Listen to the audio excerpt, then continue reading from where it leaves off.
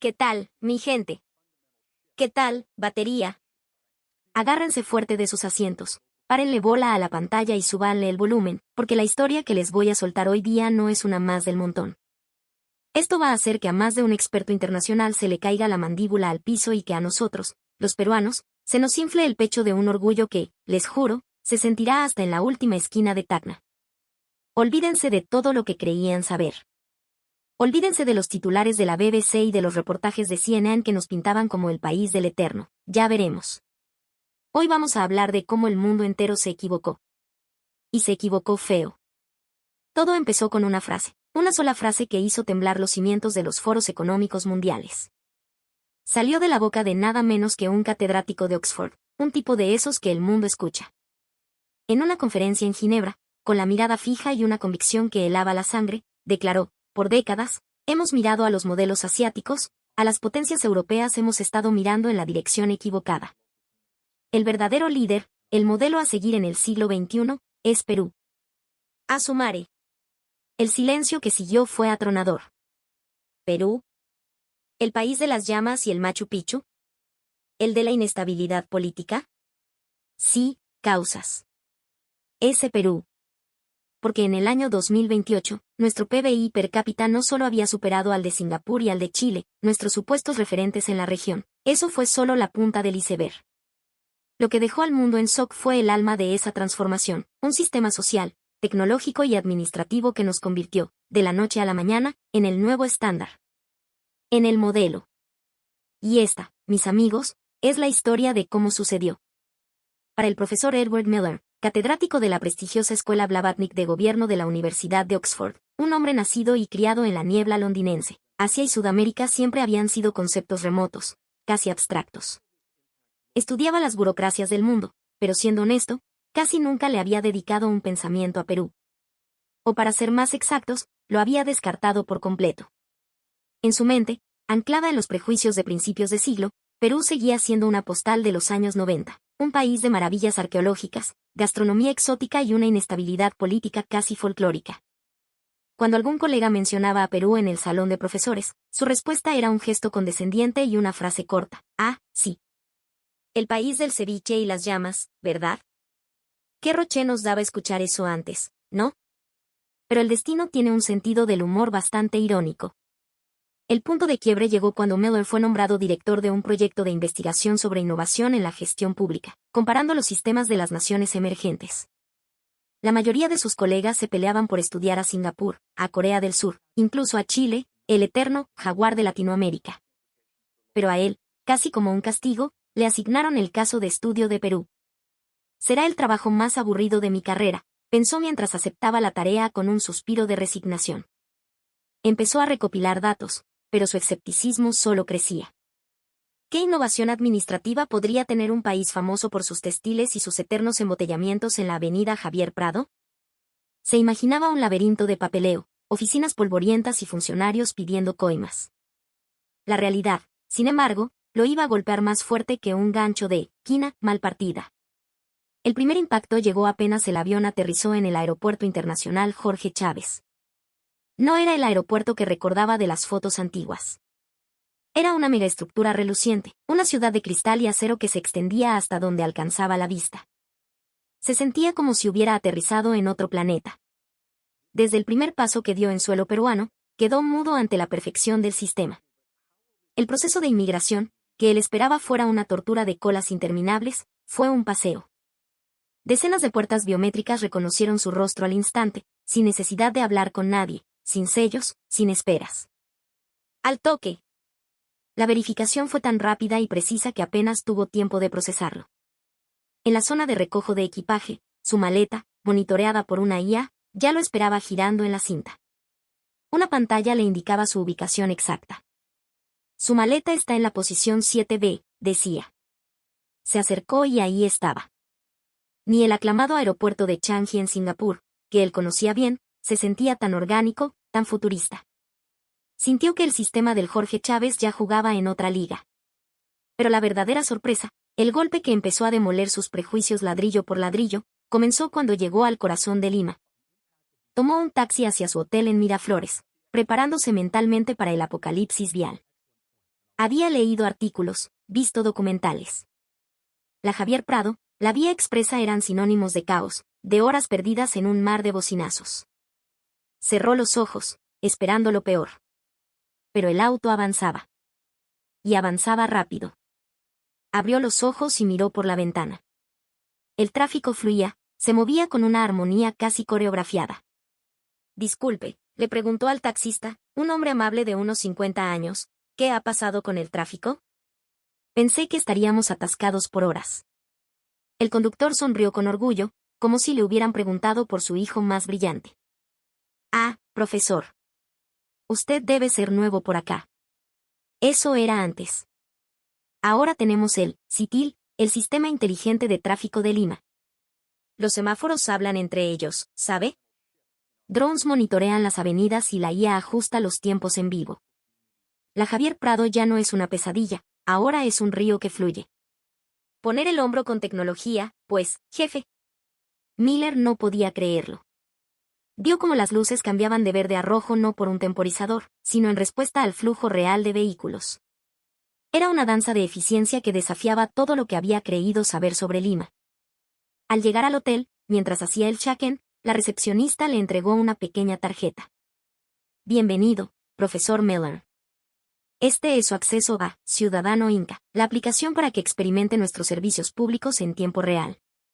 Miller, aún escéptico, pensó que sería la típica app de turismo con mapas y descuentos. Pero cuando la activó en su teléfono, se quedó paralizado.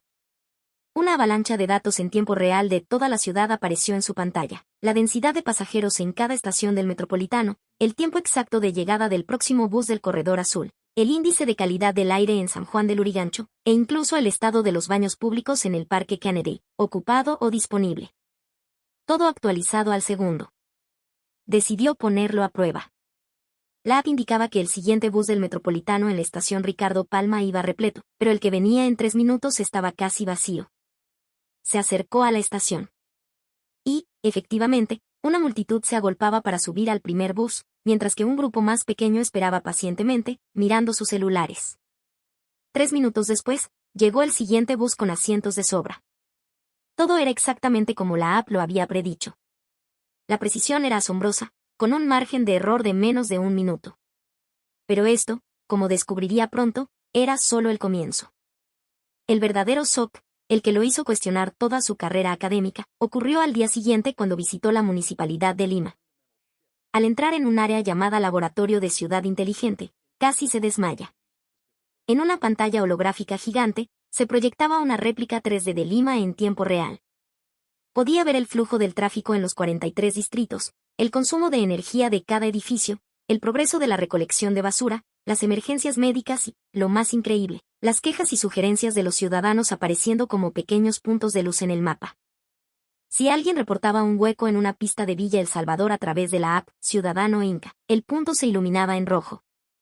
En menos de 5 minutos, veía en el holograma como un dron de reparación era despachado y el punto cambiaba a amarillo, en proceso, y luego a verde, solucionado. 5 minutos. Un joven ingeniero le explicó con una calma que contrastaba con la maravilla que Miller estaba presenciando. El sistema no solo monitorea, profesor. Predice. La IA puede anticipar una congestión vehicular con 30 minutos de antelación y reajustar los semáforos de forma preventiva. Si detecta un aumento súbito de partículas contaminantes en el aire, envía una alerta masiva a los celulares de los ciudadanos de esa zona. Y si un problema, como la acumulación de basura, recibe muchas quejas, una alerta se dispara directamente al despacho del gerente municipal. Miller escuchaba, aturdido. Toda esta data se usa para optimizar la gestión de la ciudad, pero con encriptación de punta a punta. La privacidad del ciudadano es sagrada, continuó el ingeniero. Actualmente, el 82% de los trámites y gestiones de la Municipalidad de Lima se realizan a través de esta plataforma integrada. 82%, repitió Miller en un susurro. En Londres, su ciudad, la tasa de coordinación interinstitucional a duras penas llegaba al 30%. Esa noche, en su hotel, Miller no pudo dormir. Daba vueltas en la cama con una sola pregunta resonando en su cabeza. ¿Es posible que nunca haya entendido nada sobre el Perú? A la mañana siguiente, a las 7:30, se dirigió a la estación central del Metropolitano, listo para experimentar la hora punta. Se había preparado para una batalla campal, para ser aplastado por una marea humana. Pero en las pantallas de la estación, un mensaje claro: próximo bus, ruta B, con alta ocupación. El siguiente bus, en 4 minutos, tiene mayor disponibilidad. Al principio dudó. ¿La gente realmente esperaría? Para su sorpresa, una gran parte de la multitud se hizo a un lado, esperando tranquilamente el siguiente servicio. El resultado fue que el primer bus, aunque lleno, no iba reventando, y el siguiente llegó con espacios libres. Una vez dentro del bus, su asombro continuó. Una pantalla mostraba la temperatura, la humedad y la calidad del aire dentro del vehículo en tiempo real. Y lo más alucinante, predecía el porcentaje de pasajeros que bajarían en la siguiente estación. Próxima parada, Estación Javier Prado. Descenso estimado, 40%. Y así fue. Pero lo que más le impresionó no fue la tecnología, sino la reacción de la gente. En Londres, incluso con esa información, la gente se habría empujado igual para entrar al primer vagón. Aquí, la gente usaba la información de forma natural, como parte de su rutina. Vio a personas mayores usando sus smartphones para revisar la data y evitar las aglomeraciones. Al bajar del Metropolitano y tomar un bus del corredor, la experiencia fue similar. En el paradero, una pantalla electrónica mostraba la ubicación del bus en un mapa, la hora de llegada y el nivel de ocupación. 30 segundos antes de que el bus llegara, una voz automática anunció: próximo vehículo es de piso bajo, con acceso para silla de ruedas. Esa atención al detalle, esa humanidad integrada en el sistema, lo conmovió profundamente. Por la tarde, mientras paseaba por la Costa Verde, vio a decenas de jóvenes voluntarios, organizados a través de la app Ciudadano Inca, limpiando la playa. No era una campaña del gobierno, era una iniciativa ciudadana, coordinada digitalmente. Vio cómo separaban meticulosamente los plásticos, el vidrio y los orgánicos. El espíritu de poner el hombro estaba vivo, potenciado por la tecnología. Se acercó a una chica y le preguntó por qué lo hacían. Ella lo miró, sonrió y dijo algo que se le quedaría grabado para siempre: es nuestra casa, pues hay que cuidarla. Es nuestra chamba como peruanos. Esa tarde, Miller se dio cuenta de la verdad: la fortaleza de Perú no residía solo en su código binario, sino en su código genético-cultural, en la amabilidad y el sentido de comunidad de su gente. Una semana después, se enfrentó a una prueba de fuego: el fenómeno de El Niño. El Senami declaró alerta roja por lluvias torrenciales en Lima. Miller sintió un escalofrío. Recordaba las imágenes de desastres pasados. Pero lo que ocurrió a continuación fue una sinfonía de eficiencia. Su celular vibró con una alerta: previsión de lluvia de 60 milímetros en su distrito en la próxima hora. El sistema de drenaje inteligente ha sido activado al 120% de su capacidad. Se recomienda evitar sótanos. Las rutas del transporte público han sido optimizadas para zonas seguras. Las brigadas de respuesta rápida ya están en posición. Cuando la lluvia arreció, el sistema demostró su poder. La app le sugirió una ruta alternativa para volver a su hotel, combinando un tramo del metro con un bus eléctrico autónomo, evitando las zonas con riesgo de aniego. Llegó a su destino casi a la misma hora, seco y seguro. A la mañana siguiente, después del diluvio, caminó por las mismas calles. Las pistas estaban limpias. En la entrada de un paso a desnivel que el día anterior había sido cerrado preventivamente, había un código QR. Lo escaneó. La pantalla de su teléfono mostró un historial: 18. Cierre preventivo por riesgo de inundación. 23. Activación de bombas de succión automáticas. 3. Inspección de seguridad estructural finalizada por drones. 6. Reapertura al tránsito. Todo registrado, todo transparente. Esa noche, envió un correo a sus colegas en Oxford: el sistema de gestión de desastres de Perú está más allá de nuestra imaginación. No se trata de tecnología. Es una nueva filosofía de gobierno. Su escepticismo había muerto. Se había transformado en una profunda admiración. El país que él creía estancado en el pasado era, en realidad, un faro que iluminaba el futuro de la administración pública. El informe del profesor Miller causó un terremoto en los círculos académicos. Pero el verdadero tsunami se desató cuando otro gigante intelectual, el profesor John Hayden de la Universidad de Harvard, aterrizó en Lima por accidente. Hayden era el opuesto de Miller. Un hombre de números, un creyente absoluto en la data dura y la eficiencia cuantificable. Para él, el modelo a seguir era Singapur. El orden, la disciplina, la planificación perfecta. Chile, a lo sumo, era un buen intento en Sudamérica. Perú. En sus gráficos, Perú era un caso de estudio sobre informalidad e inestabilidad, interesante pero caótico. En 2029, Hayden lideraba un proyecto para comparar la competitividad de las grandes metrópolis. Su destino final era Singapur, con una escala en Santiago. Pero el destino, nuevamente, metió su cuchara. Una tormenta de nieve sin precedentes en la cordillera de los Andes cerró el aeropuerto de Santiago. La única ruta disponible para cruzar el Pacífico era a través de Lima.